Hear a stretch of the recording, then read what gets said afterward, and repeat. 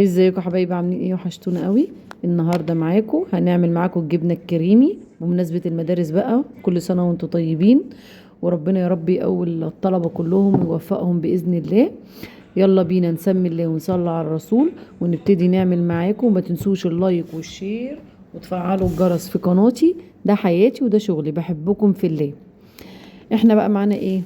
الكنكه بتاعتنا الجميله دي نزلنا فيها بنص كيلو لبن.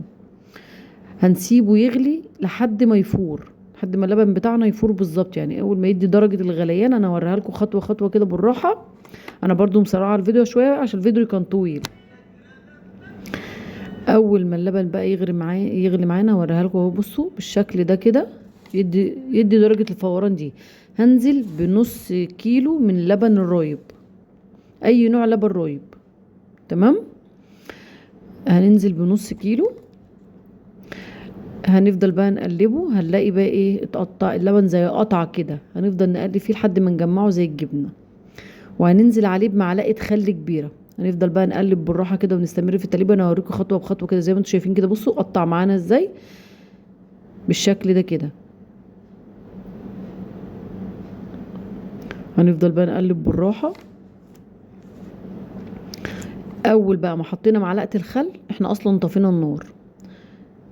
تمام، هنجيب بقى ايه؟ هنصفيه بقى معانا. هنجيب مصفى ونصفيه معانا. المفروض نصفيه بشاشه بس احنا ما عندناش شاشه، فجبنا المصفى الضيقه بتاعتنا ديت.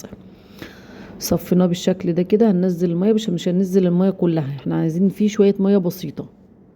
تمام، الميه بقى اللي معانا فتحت ديت اللي هي بتاعت الحليب احنا مش هنرميها، احنا هنخليها نعجن بيها معجنات. مفيش حاجه نرميها، كل حاجه هنستفاد بيها. تمام، هنشيلها بقى ايه، نحطها هنا كده ونجيب بقى ايه الكبه بتاعتنا عشان نشتغل فيها. هننزل بقى بخليط الجبنه بتاعتنا اللي احنا عملناه دوت في الكبه بتاعتنا. عندك خلاط مفيش مشكله، هاند بلندر مفيش مشكله، كله ماشي.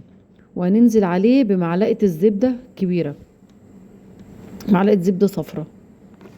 في حد هيقول لي انا ما عنديش زبده. لا، ما عندكيش زبده، حطي معلقه زيت كبيره حلوه، مش هتقول لا. بس زيت يا ريت يكون ذره. تمام، هنفضل نضربها جامد لحد ما القوام يبقى كريمي كده زي ما انتم شايفين كده. هننزل هن... هننزل بقى بثلاث المكعبات الجبنه المثلثات. اي نوع جبنه مثلثات عندك، اي نوع جبنه مش هتفرق. هننزل بيهم ونضرب بقى بالكبه بتاعتنا. وهننزل بس ايه برشه بسيطه كده بس من الملح عشان خاطر ايه طعم الجبنه بس. تمام، هنقلبها بقى كويس كده بالشكل ده كده. بعد كده بقى ايه، هنجيب بقى ايه العلبه بتاعتنا. هننزل بقى الزبده اللي في الجناب دي كده. وهنجيب بقى العلبه بقى بتاعتنا اللي احنا هنقدم فيها بقى ونشيلها في التلاجة. الجبنه دي بتقعد معانا قد ايه في التلاجة؟ الجبنه دي بتقعد معانا في التلاجة من 10 ايام لاسبوعين زي ما احنا شايفين كده اهو. بصوا اهي العلبه بتاعتنا.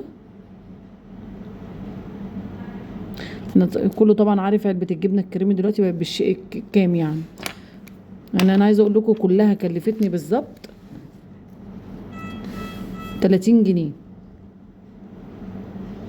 يعني 30 جنيه عملنا علبة جبنة كريمي. دلوقتي العلبة بقت عاملة 80 و90 جنيه، بقت غالية قوي. بصوا تحفة. اوزنها لكم برضو واوريها لكم الوزن بتاعها. بصوا عاملة كام؟ ربع كيلو بالظبط.